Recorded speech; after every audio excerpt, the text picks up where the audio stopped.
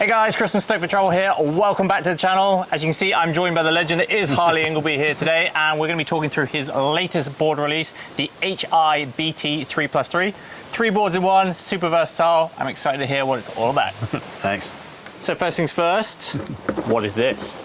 Yeah, this is pretty exciting. It's the new HI BT, new little flyer fish surfboard that Billy and I have been working on for the last couple of years.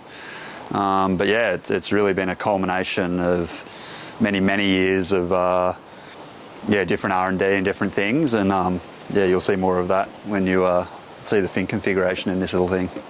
So what makes this special? What's the USP on this board? Well, for me, we really just wanted to build a super performance board that sort of sat between the Moe Mid 6 and take the performance up a level, as you're always trying to do. Yeah, so the lengths and widths, or the widths are kind of in between the two. So we really wanted to build a board that was a really good all-round to small wave board. It's very versatile and can be ridden in a really wide range of conditions, but its strong suit is kind of days, just fun waves, fun smaller waves, which is kind of what the outline sort of, the look of it lends itself to. But yeah, just to really take the speed and flow and the versatility sort of to another level. And yeah, we've done something pretty exciting with the fin configuration in this board, and sort of thrown it all at it, and come up with this six plug setup. So you can ride it as a true quad, which is the black plugs, or a true twin, which is there as well. So that's our desired or perfect fin placement if we were to make this board as a quad or a twin fin. And the bonus is you can ride it asymmetrically as well, with the twin fin on the toe side and quad on the heels, which is something I really love. I went super deep on asymmetrics sort of in 2016, and just through a bunch of different R&D and different things, it was something I really loved. And most of what I loved about the asymmetric was to do with the fins, rather than having wild outlines and doing the full crazy asymmetric, which we did, and had its strong points. But the benefits of having the fin set up like this on a symmetrical surfboard is you get the 3 boards in one, and you don't have to have broken up fin sets, and just all the benefits of sort of having the versatility and the choice, not having to have goofy and regular skews, and just a whole range of things that this setup. And I'm calling it 3+3, the fin setup, which is obviously just with the three and three, which kind of think just makes sense. And yeah, hopefully everyone loves it. It's it just makes it a really fun, really versatile surfboard, and it's it's the most R&D of a surfboard we've ever done. We really didn't. Yeah, we just went down so many different avenues with rockers and bottoms and flyer types, and just really went deep on trying to figure out what was going to get the most out of this. And yeah, we're pretty proud of it. Stoked. So we talked about the different fin configurations we can run in this one. Yeah. What fins would you run as a twin? What fins would you run as an asym? And what fins would you run as a quad?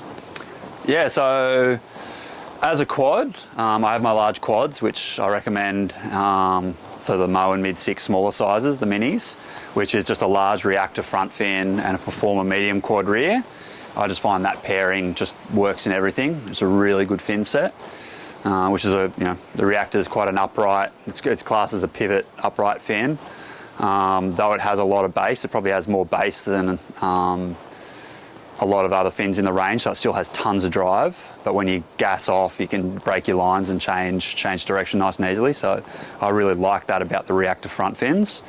And just paired with the performer medium quad rears, just the 80/20 foil, I just find that they're far and away the best quad rears all round. They've got a little bit more rake than a reactor quad rear, and they're not quite as deep either. So for me, that combination it really works. So we'll be releasing that as in a PG quad set, which we'll recommend for this. And then the twin fin is the power twin, which is a fin I'd actually designed for FCS many years ago, when we first released the twin in asymmetric. with Thunderbolt a long time ago. So back in 2016 when we released that board, yeah, we had to supply the broken up fin sets. So I came up with, basically invented the Power Twin for FCS, because at the time all they had was the MR Twins in their range. So yeah, that was sort of where that fin came from, and that's the placement and the fin that we definitely recommend for this board. And Asym? And asymmetric, yeah, it's just utilising those same two fin sets. So putting the quad set on the heel side and the Power Twin on the toe side. So yeah, putting your quads and the twin in, and yeah, go for it. I mean, even I remember when we had the Twinion in the market, the Asym, I had friends that were natural footers that rode the goofy skew. So I'm not going to like set any rules as to how you have to ride this board. It's really up to personal preference and just experimenting and playing. But another thing we found with the Asym and having it in the market was like so many people were really keen to try it and interested, but having to supply the fin sets and just being, you know, quite an expensive build board, they weren't the cheapest, so people were kind of hesitant to jump in with such an extreme different kind of shape. But with this, you can really dabble with the Asym concept and really play with it, and you know, you've still got a trusty everyday quad shortboard and twin fin fun board there. So yeah, I think we're again really excited to, you know, get it out there and just see how people play with it. And it's the most deep we've gone in sizing too with our range. As you can see, this is a bit shorter than our typical mid lengths. We're going down to 510. This is a 32 litre 510. And then at the upper end, we've got like a 50 litre 7.2. So, and we've got 6 sizes in between there. So yeah, hopefully there's a board in that range for a very wide range of surfers and different conditions. And like the Mid 6 and Moe, we've designed it in a way that you can ride it as on volume or on volume as you need.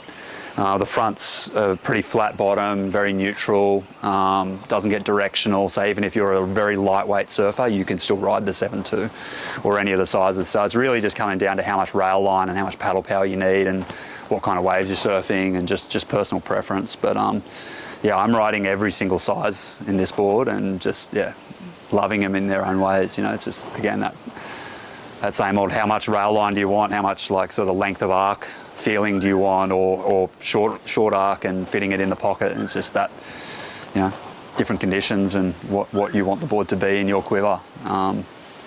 Yeah, it's very versatile. In terms of sizing, obviously we've talked through that, you know, it runs from a 510 right through to a 7.2. Yeah. How would you advise people to size it if, say, they're already on a Mid 6 at the moment? Yeah. Obviously that's going to be something that people are going to pair it with, or a mid, like how would you size that versus what might already be in their quiver in terms of the Mid 6 Moes and things like that? Yeah, if you were comparing this board, or pairing it, I should say, with like a Mid 6 or a Moe, if you're already sitting on one of those, say the Mid 6, I know, say the 6.4 Mid 6 is around 36 litres, and the 6.2 in this is around that same volume. So that might be, if that volume and amount of paddle works for you, I would say the 36 litre in this would probably paddle a fraction better than a 36 litre Mid 6, 6.4 Mid 6, just because of the flatter rocker and a little bit more width, so it gets up in planes a little easier. So yeah, I mean, again, it really just depends on what board you have and where you see it sitting. Like for me, the Mid 6 is a great step up kind of board. The 6.8 and the 7.0, like if I had to choose one, like that's probably one of those, because that's plenty of volume for me, and I can ride it in solid waves of push.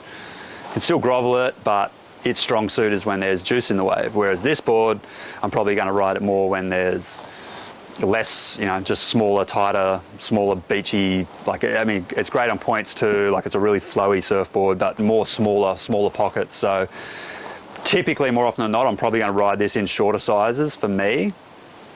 But say the 6.6 is like a 40 litre board, and I can't believe how easy it is off the top for such a big board, for a big volume board. It's just having this Sting style flyer in the tail just makes it incredibly loose and easy out of the lip, even with the quad fins. So yeah, it's really just going to come down to everyone's personal preference. I always push people to go longer than shorter if they're kind of dabbling between two. Just that free neutral front on these boards, it's just having an extra couple of inches of length is not really going to stop you from doing anything. It's only just going to help you paddle better in most instances. So if you're kind of dabbling, but trying to toss up between two sizes, I think longer than shorter is usually a smart thing to do. But yeah, that's it. I'm excited to see where these smaller sizes are where they're gonna go, and hopefully some new surfers trying our boards, because they might have always been a bit turned off by the extra longer rails and things. So yeah, it's cool. So run us through the rocker, the paddle power, where the foam distribution is, the wide point and things on this one. Yep. Yeah, so this board's, in comparison to the Moe Mid 6, it's still got a very performance rocker, particularly in the front end. It's still got plenty of nose lift and really forgiving in late takeoffs and all that, and low rails, so they bite in nice and quick, and that. The rocker between the feet though is a little flatter than a Moe or a Mid 6, so it's actually got, once you get up and go, it's got like a even more zip and speed than a Moe or Mid 6, so it really carries quick. Yeah, it's just super fast, super zippy, super loose. Yeah, release is really easy, but it's still, the rails are low enough and performance enough, and there's the rocker there that I've had some really hollow, heavy days on the beach breaks at home this past winter, and it absolutely is going to handle pretty pumping waves as well. I took it to the Tolhurst with me earlier in the year and had an absolute blast on it over there. Yeah, so it's just a very well-rounded, versatile board, but yeah, the foil and the thickness, like all Billy's foils, are all very clean. The rails are always, low in performance. They don't fight the water in any way. Even if they feel, if you ride it like pretty small, it might feel hard to like paddle in the flat water, but as soon as a wave gets behind you, they just get up on top and catch waves really quite easy. So yeah, especially when you're in the bigger sizes, it definitely catches waves pretty damn easy. It's good. Obviously, we've talked a lot about the performance aspects of the board. Yep. How would you rate the board in comparison to like a beginner surfer, an intermediate surfer, an advanced surfer? Where would you place that? Like, who would you recommend it to, and sizing and potentially wave types in and amongst that as well?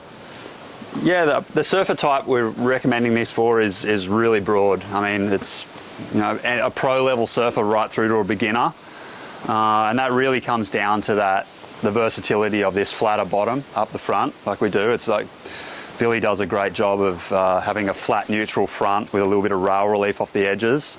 So it really doesn't matter if you're big or small, as long as you can get into the waves.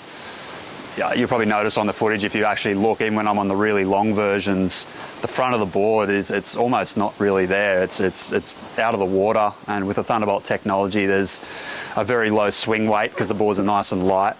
So yeah, it's really just needing individuals knowing how much rail line and paddle power they want or need for the waves they want. But ability types, it's beginners right through, depending, especially like say the 7.2 or the 6.10, like, yeah, someone could absolutely use that as their first surfboard, or, someone, a pro level surfer, like wanting a really fun, versatile board to travel with, or just something trusty they know. Chuck in the car, they go on the beach with the kids and the whole family. It's just going to be a board that they're all going to, really enjoy. And yeah. So in terms of wave types this board suits, where's the kind of range that you'd recommend it in? Like what does it go well in? Where does it excel in? Yeah. What's its top and low level? I've really been riding this in a pretty wide variety of wave types since we've been working on it. I've just been doing so much work on them, and just spending so much time on them, getting to know the board in different conditions, and I feel like its sweet spot is knee to waist to maybe hand high overhead, like similar, like probably to what I would recommend the Moe is, like it's absolute, like what it's made for. But I've been, especially this like smaller sizes, like fitting it in like smaller, heavier, dumpier waves. It's really, really comfortable. And then bigger open face waves with the longer mid-length size ones. same deal. It's just so comfortable and so versatile. So it really does just depend on which length you go for, what your surfing ability is and stuff. But I think like 1 to 6 foot waves is, you know, probably what I would recommend for most people. But if you were stuck with it and the waves were 6 to 8, you wouldn't have a problem. You'd be out there, no problem. You know, the mid 6 might do that job a little bit better if you had it there, but if you didn't, this is absolutely going to work. This narrow little deep fishtail, it really gives you a lot of control. If you're going super fast and you get back on it, that this little points can really bite in, like having 2 pintails. So it does keep the board nice and stable and allow you to control speed, particularly if the quad fins in the board. And there you have it, guys. That's Harley Ingleby's new HI BT 3+3. If you want any more info on this or want to grab one from Thunderbolt direct, check out the links in the description below. That's it for this week, guys. Make sure you like, comment, subscribe, and I'll see you next week.